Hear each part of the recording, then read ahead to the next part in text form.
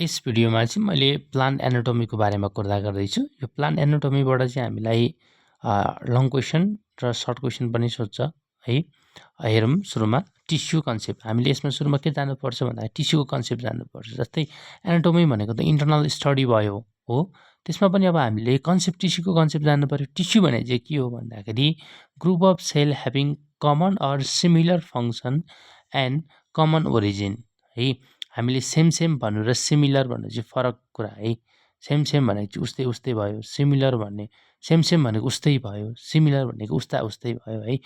अब अर्को छ plant tissue in non uniform growth है।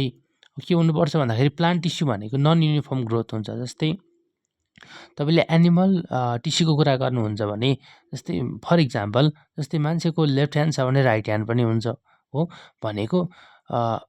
भनेको बराबर जस्तो ग्रो अप हुन्छ क्या। जस्तै एउटाको चाहिँ लेफ्ट ह्यान्ड छोटो, अर्को चाहिँ अलिकति लामो हुनेवाला हुँदैन क्या।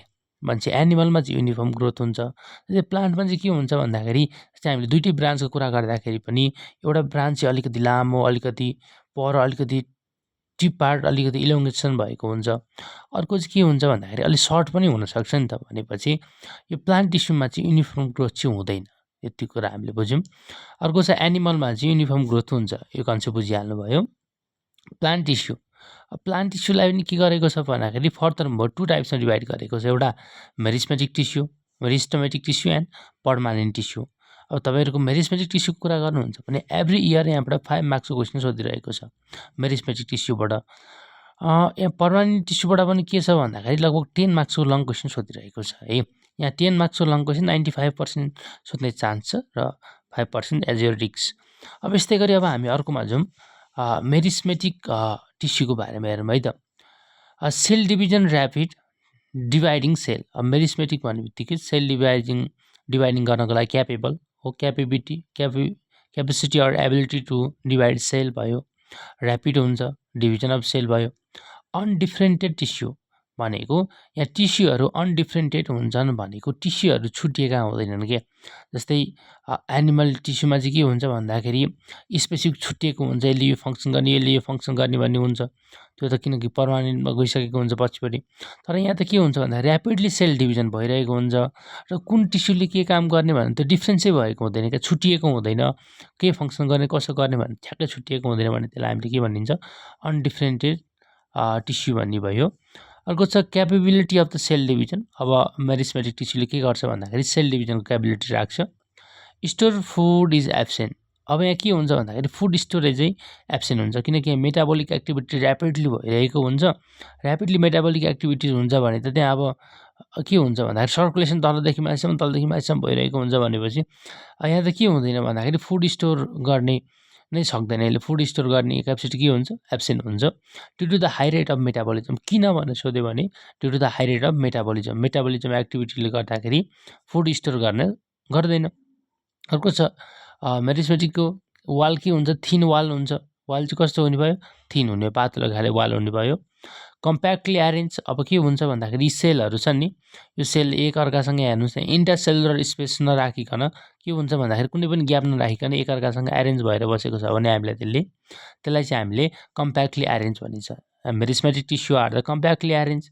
अर्को छ इन्टरसेलुलर स्पेस इज एब्सेन्ट। अब कम्प्याक्टली एरेन्ज छ भने त इन्टरसेलुलर स्पेस हुने कुरै भएन भनेपछि यो सेल बिचको ग्याप नै छैन भनेपछि यो इन्टरसेलुलर स्पेस इज एब्सेन्ट।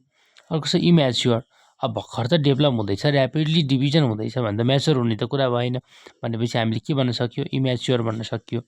अर्को छ भ्याकुल्स हो। Vacuoles are absent or negligibly or small in size. अब हामीले यो भ्याकुल्सको फङ्सन चाहिँ के भन्न पढेको छौँ भन्दाखेरि to store food, to store something भनेको कि यसको काम भनेको केही कुरा स्टोरेज गर्नु।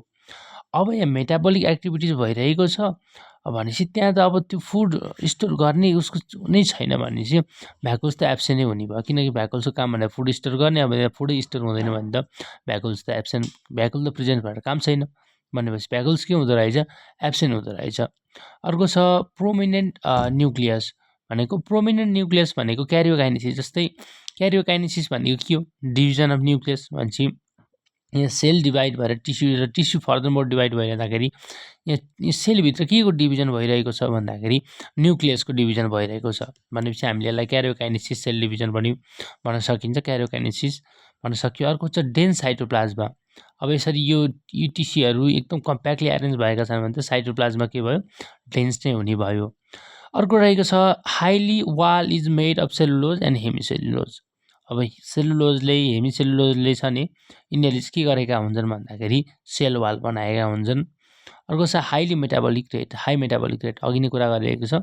अब डिभिजन भइरहेको छ भने डिभिजन हुनलाई इनर्जी चाहियो। इनर्जी हुनको लागि त अब इनर्जी चाहिँ फुड चाहिँ स्टोर गर्दैन, तर त्यहाँ इनर्जी चाहिनको लागि कहाँबाट इनर्जी पाउँछ भन्दाखेरि त्यो मेटाबोलिक रेटबाट नै इनर्जी गेन गर्ने भयो।